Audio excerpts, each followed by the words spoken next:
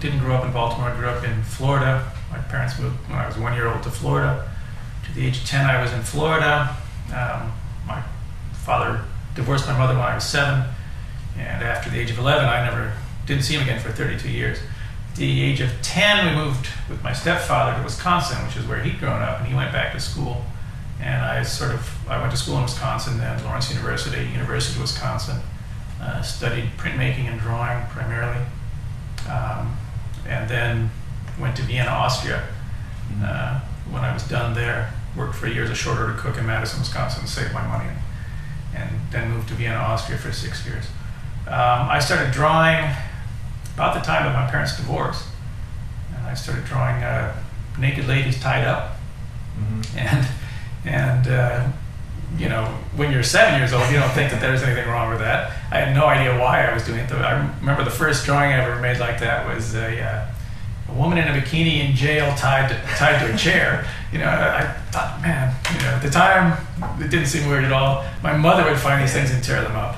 It wasn't until, you know, many years later that I realized what I was doing was tying the mother so that she would not leave. You know, my father had left. I was binding the mother, the woman, so that she wouldn't leave. But when you're 7 years old, you don't think quite in that way. So that erotic theme continued all the way through high school, secretly, and then out in the open in college, and into my first exhibition in Vienna, which was in 1979, and that was all erotic drawings, and it sold really well, and that killed it. Somehow being bought by doctors and lawyers destroyed the theme, and so for several years I struggled trying to find what I was going to be doing then. You know, it was depressing, and I would do these little pieces that just had no spark. You know, they were just dead, and it took a while to sort of find my way again. But I kept working, and eventually it all picked up, and you know, I got very ambitious, great big paintings, and I got to the point a couple of years afterwards where I was making 15 big paintings a year, which is a lot, you know, for me. I mean, nowadays I might make 4 or 5 big paintings a year, so it was a lot that I was churning out. So working through it is, I think, the key, that you just keep working, because eventually you catch on to stuff. You know, stay open to things, and you catch on to things. It picks up again. And what are some of the most memorable exhibitions you've been a part of? Well, there've been quite a few. I mean, I have a long list of exhibitions, starting in Vienna when I had Professor Rudolf Hausner, who was very generous with his students in many ways. I mean, he didn't come in that often. He would only come in during a semester twice for big crits, and he had assistant professors who would do most of the teaching, but he'd come in for these big crits. But he also, because of his clout, could get his students a lot of exhibitions. So we were in shows in Germany with catalogs. You know, this is as a student still, so it was pretty cool. In Austria too. So those were some of the first shows that are memorable. I had shows in Paris, group shows in Paris during that time. When I moved back to the States, then I started being shown in different museums. I remember a show early on with people like Eric Fischl in Seattle, in a museum up there. Another great show on American realism at the Flint. And this is in the 80s when realism was really being crushed. I mean, it was not that there's been a time when it wasn't being crushed, but it was really being crushed pretty badly at that time. So some of those shows were pretty neat. So besides Vienna, where else did you study? I started out at Lawrence University and went there to be this is coming out of high school in Stoughton, Wisconsin, which had a population of about 6,000. It was a very small place. And all the teachers said, don't go into art. You know, you can't make a living in art. There's nothing to do in art. And so I went to school to be an anthropologist. And luckily I had really bad anthropology teachers. One of them was the worst lecturer, I think, ever. And in the other class, the archaeology class, which was really exciting to me, I already knew all this stuff. So it was kind of That class ended up being kind of boring.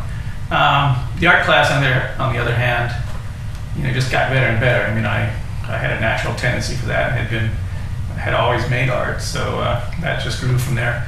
How important was just to study abroad and out of the country?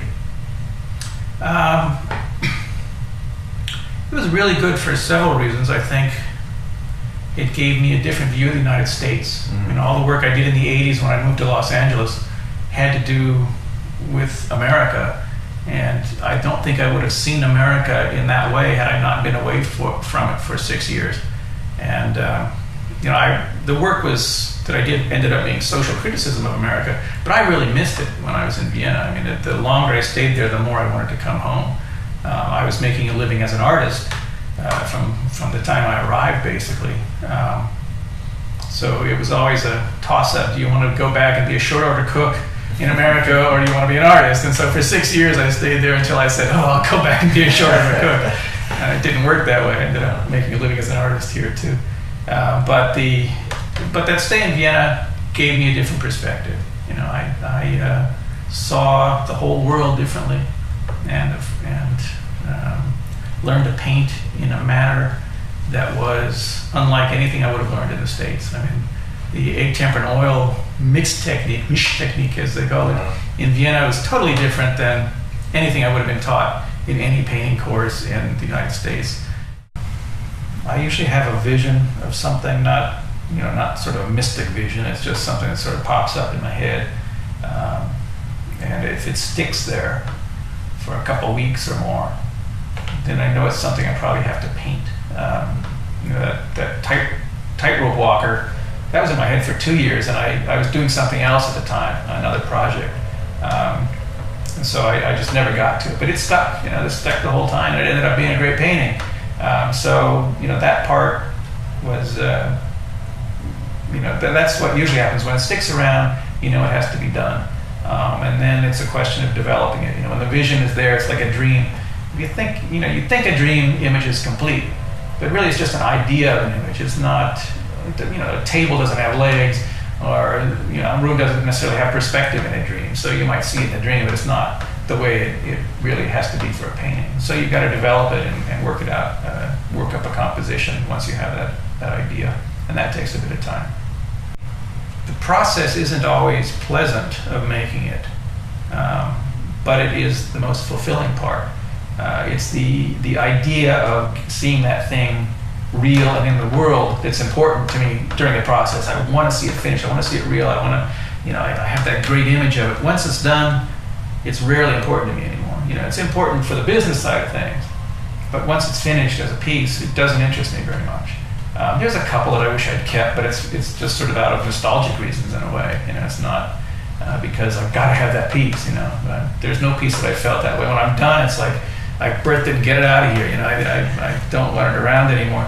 I want to move on to that next vision, that next thing. So the process is really the most important.